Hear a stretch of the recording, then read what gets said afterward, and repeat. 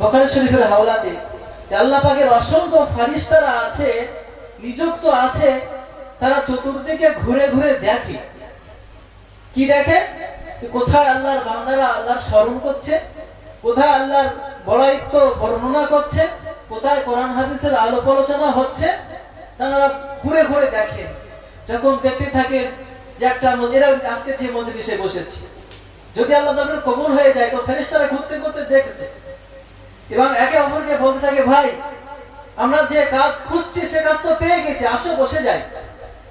ফেরেশতারা কি করে? এই মজলিসে এসে মানুষদের সঙ্গে বসে যায়।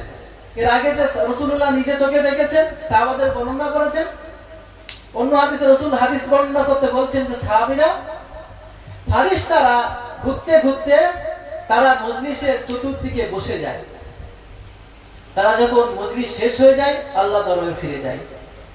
আল্লাহ পাক রব্বুল আলামিন তাকে জিজ্ঞাসা করতে থাকেন। আল্লাহ পাক সব জানেন, সবকিছু তিনি অবগত আছেন। তারপরেও ফেরেশতাদের জিজ্ঞাসা করবে, ও ফেরেশতারা, তোমরা কোথায় ছিলে এতক্ষণ?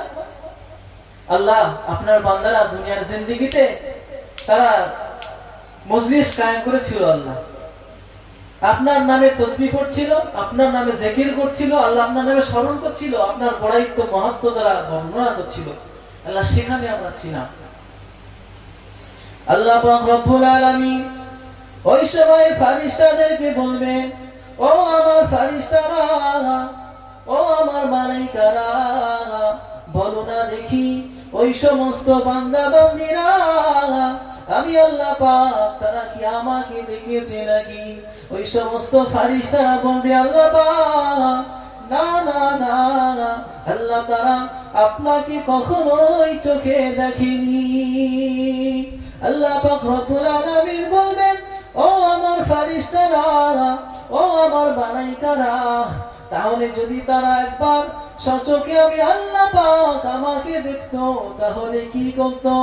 ওই সমস্ত ফেরেশতারা বলবে, আল্লাহ পাক তাহলে তারা আপনাকে বেশি বেশি করে স্মরণ করত। আমরা যদি আল্লাহ পাককে দেখতাম, বেশি বেশি স্মরণ করতাম কি না?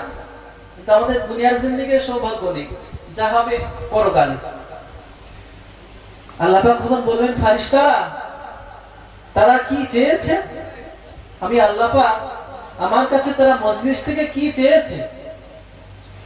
ফেরেশতারা বলবেন, আল্লাহ পাক, ও রব্বুল আলামিন, আল্লাহ পাক তারা আপনার জান্নাতের আশা করেছে, আল্লাহ তারা আপনার কাছে জান্নাত চেয়েছে, আল্লাহ রব্বুল আলামিন, আল্লাহ পাক তারা জান্নাতের ইচ্ছা করেছে। আল্লাহ পাক রব্বুল আলামিন বলবেন, ফেরেশতারা তাহলে কি তারা আমার জান্নাত কি দেখেছে নাকি?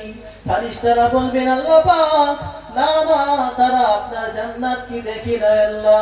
আল্লাহ পাক বলবেন, ও আমার ফেরেশতারা, তাহলে যদি তারা আমি আল্লাহ পাক আমার জান্নাতকে একবার দেখতো, তাহলে কিভাবে তারা জান্নাতকে চাইতো? ফেরেশতারা বলবেন, আল্লাহ পাক ও রব্বুল আলামিন, আল্লাহ পাক আপনার ওই সমস্ত বান্দা বান্দি যদি আপনার জান্নাতকে একবার দেখতো, তাহলে তারা জান্নাত পাওয়ার জন্য সর্বসময় আপনার ইবাদতে মশগুল হয়ে থাকতো। জান্নাতকে যদি আমরা দেখতাম, সত্যি সত্যি আল্লাহর জান্নাত এত সুন্দর, পৃথিবীতে কোনো উদাহরণ মিলবে না, পৃথিবীতে কোনো উদাহরণ মিলবে না, মানুষ যাতে কল্পনাও করতে পারে না, এত সুন্দর। আমরা যা কল্পনা করি কি কত সুন্দর হতে পারে জান্নাত, আল্লাহর জান্নাত তার থেকে হাজার হাজার গুণ বেশি সুন্দর। বলুন সুবহানাল্লাহ। আল্লাহ পাক বলবেন, ফেরেশতারা তারা কি আর কি চেয়েছে? আল্লাহ ওই সমস্ত বান্দারা তারা আপনার জাহান্নাম থেকে পানা চেয়েছে, তারা জীবনের গুনাহ থেকে মাফ চেয়েছে, আল্লাহ। আল্লাহ পাক বলবেন, আমার ফেরেশতারা তারা কি আমার জাহান্নাম দেখেছে নাকি? না আল্লাহ, আপনার জাহান্নামকে তারা দেখেনি। আল্লাহ পাক রব্বুল আলামিন বলবেন, আমার ফেরেশতারা তারা যদি আমি আল্লাহ পাক আমার জাহান্নামকে যদি একবার দেখতো, তাহলে কিভাবে তারা জাহান্নাম থেকে পানা চাইতো? রব্বুল আলামিন আল্লাহ পাক যখন বলবেন, ফেরেশতারা বলবেন আল্লাহ পাক তারা সর্বদাই আপনার জাহান্নাম থেকে পানা পাওয়ার জন্য সর্বসময় আপনার আযাব থেকে নাজাত পাওয়ার জন্য তারা কোন অবস্থায় জীবন যাপন করত। ও রব্বুল আলামিন আল্লাহ পাক আল্লাহ তাআলা তারা সর্বদাই আপনার কাছে তারা জাহান্নাম থেকে পানা চাইতো।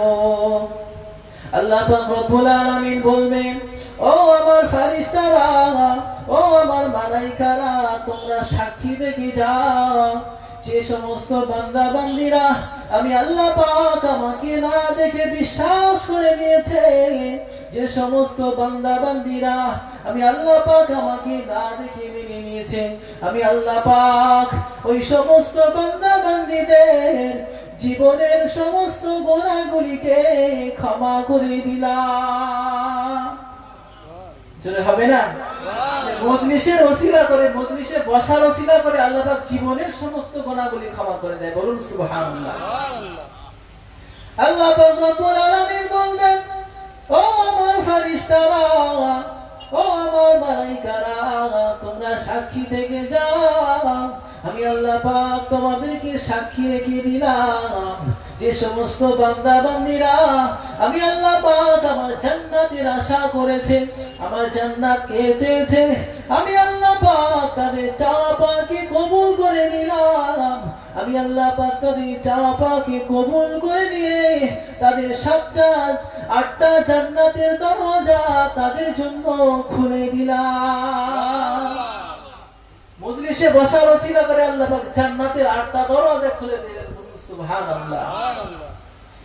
আল্লাহ পাক রব্বুল আলামিন আরো বলবেন, ও আমার ফেরেশতারা, ও আমার মালায়েকারা, শুনে রেখে দাও যে সমস্ত বান্দা বান্দি আমি আল্লাহ পাক আমার জাহান্নাম থেকে পানা চেয়েছে, আমি আল্লাহ পাক ওই সমস্ত বান্দা বান্দীদের জীবনের গুনাহগুলিকে ক্ষমা করে দিয়ে আমি আল্লাহ পাক আমার 7টা জাহান্নামকে ছোঁয়া হারাম করে দিলাম। জাহান্নামও হারাম যদি সেইভাবে আমরা মজলিস কায়েম করে আর আল্লাহর কাছে চাইতে পারি, দুফোঁটা চোখের পানি ফেলতে পারি, তারপরে আল্লাহ পাক এই সমস্ত ফজিলাত ফেরেশতাদের সাক্ষীর মাধ্যমে আমাদেরকে কবুল করে নেবেন। বলুন সুবহানাল্লাহ। এই মজলিসটা জায়গায় মজলিস নয়। আল্লাহ পাক সমস্ত বান্দাদেরকে যখন ক্ষমা করে দিবেন, ফেরেশতাদের মধ্যে একজন ফেরেশতা বলবে, আল্লাহ এই মজলিসের মধ্যে কিছু কিছু লোক ছিল আল্লাহ, তারা মজলিসের উদ্দেশ্যে আসেনি, তারা মজলিসে আপনার কালামুল্লাহ শরীফ শোনার জন্য, আপনার মাহাত্ম্য প্রকাশ করার জন্য তারা আসেনি। আল্লাহ এমনি এসেছিল, দেখে মজলিস হচ্ছে তাই বসে পড়েছে। এই যেমন মাইক ম্যান নেই না এখানে, যাই হোক, এই তো মজলিসের উদ্দেশ্যে আসেনি, মজলিসে বসার জন্য তো আসেনি, এসেছে কিনা? এরা তো মাইক সেট একটা কাজ করতে এসেছে। তো ফেরেশতা অভিযোগ করবে, আল্লাহ এরা তো এমনি মজলিস হচ্ছিল, যাচ্ছিল রাস্তা দিয়ে আর মজলিস থেকে বসে পড়েছে, এদের কেউ ক্ষমা করে দেবেন?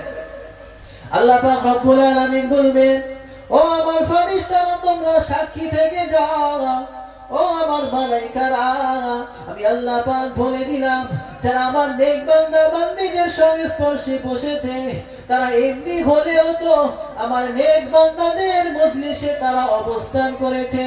এই অবস্থান করার ওসিলা করে আমি আল্লাহ পাক ওই সমস্ত ব্যক্তিদেরকেও জীবনের গুনাহগুলি ক্ষমা করে দিলাম।